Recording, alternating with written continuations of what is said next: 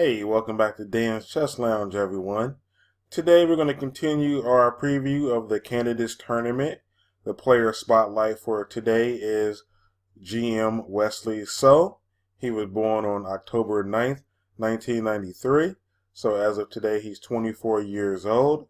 So he's a relatively young guy. He's a Filipino-American Grandmaster. He started playing for the U.S. a couple years ago. He was a child prodigy. He was the youngest player to pass 2,600. It's no longer a record, but at the time, he was the youngest player. His playing style is very precise and accurate. He's more of a counterattacker. He waits for his opponents to make a mistake, and then he jumps all over his opponents after that. Wesley's favorite player is actually Magnus Carlsen, his peer. Usually you don't see someone saying that their favorite player is someone that they're still actively competing against. So I thought that was kind of interesting to know. About his personal life, he's very, very religious. He has a strong religious faith. He reads his Bible every single day, and he attends church every weekend that he's available. So his religious faith is very, very strong. So, and finally, the way he qualified for the candidates is that he was one of the top 2 players with the highest rating average for 2017. So it was him and Fabiano Caruana. Both of those had the highest rating last year. So the game that I've selected for you today is Remy Degraeve versus Wesley So. This took place just a couple months ago in the Pro Chess League. And let's go ahead and get into it. Degraeve was white, So was black.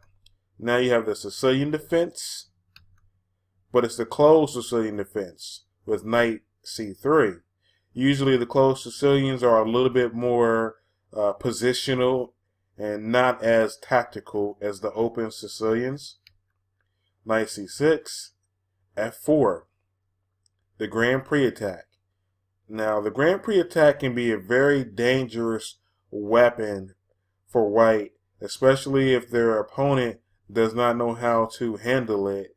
It can be a very, especially on the club level, you see a lot of Grand Prix attacks in the club tournaments. g6, knight f3, bishop g7, bishop c4. White can jump his knight into g5 and try to target the weak f7 square there. It would probably be premature to do that, of course, but it is an idea to think about. Maybe after white castles, plays d3, then that's always an opportunity to start an attack. e6, f5 here. Now white is playing his attack very, very fast. And you see this a lot of times in the Grand Prix attack. But the question is it premature? If you look at white's position, white hasn't even castled yet. His king is still in the middle of the board. He hasn't developed his dark square bishop. He hasn't even played d3 or d4 to open up the pathway for his dark square bishop. So the question is white's attack premature? G takes f. And this actually is not that bad for black because now black can use the semi-open G file with his rook and attack the where the king is going to be, because in the Grand Prix attacks, 9 times out of 10 the king goes to castles on the king side here. E takes f, d5, striking the center, also hits the bishop. Bishop goes to b5, e5. So black has a very big center here. It's taking up a lot of squares. These pawns here take up a lot of squares. Castles. Knight G E7. Now you have Knight H4, which allows the rook here to support the pawn to push to F6, which would fork the bishop and knight. So Wesley plays bishop F6, stopping that, and it also hits the knight on H4. Queen comes over to protect, and just to get into the action, A6, that puts the question to the bishop. Bishop takes, knight takes back, knight goes back to F3, E4. Now in this position here, I remember seeing a similar position in Aaron Nimzovic's book called My System. And in the very beginning of the book, on the first couple chapters, he talks about pawn rollers. And this is a perfect example of pawn rollers, how the person with the big center, if it's uncontested, like Degraeve has done here, he has not played any pawns to contest black's pawns. His pawns can just roll right through and push black's pieces, push white's pieces around and just basically bulldoze right through white's position. So now you have knight E1. The rook occupies that G file that we mentioned before, but that leaves this pawn over here on H7. The question is, can white take this pawn? What happens if they take the pawn? Queen takes H7. You guys see what the correct move is? What should black do right here? Black should play rook H8, and this actually traps the queen. So that's a poisoned pawn. So the correct move here is knight E2. But this is, or I should say, this is the move played in the game, was knight E2. Rook G5 hits the queen.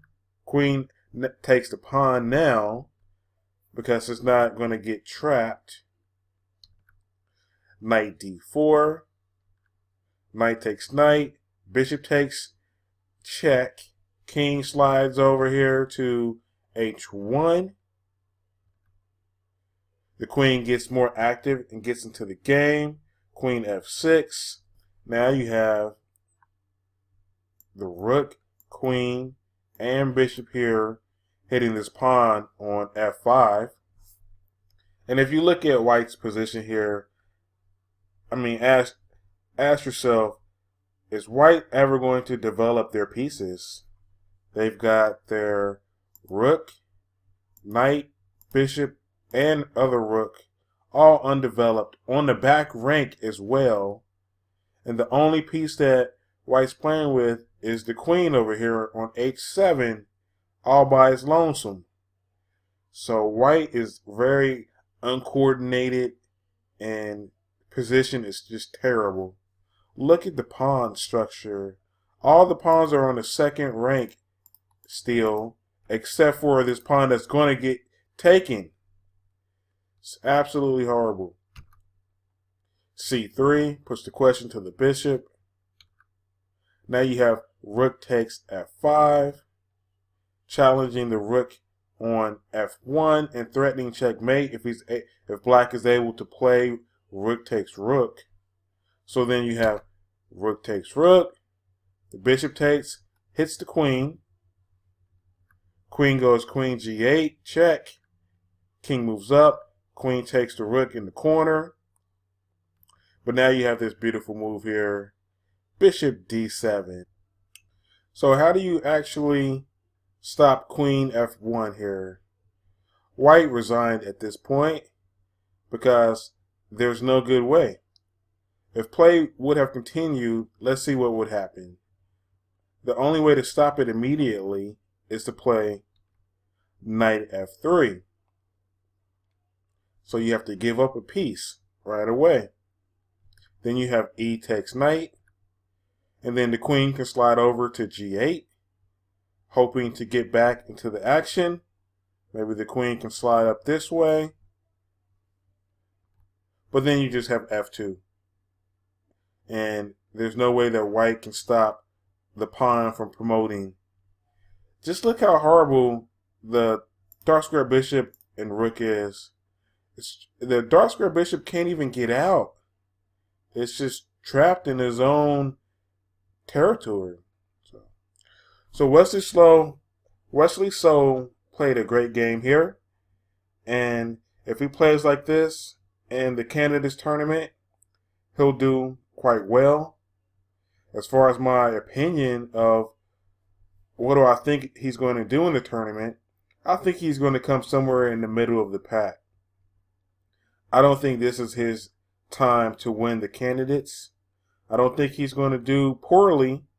I just don't think he's going to win. Okay, guys, let me know what you think. How do you think Wesley So is going to do in the Candidates tournament? I hope you enjoyed the video. Don't forget to like, comment, and subscribe. I'll see you guys next time.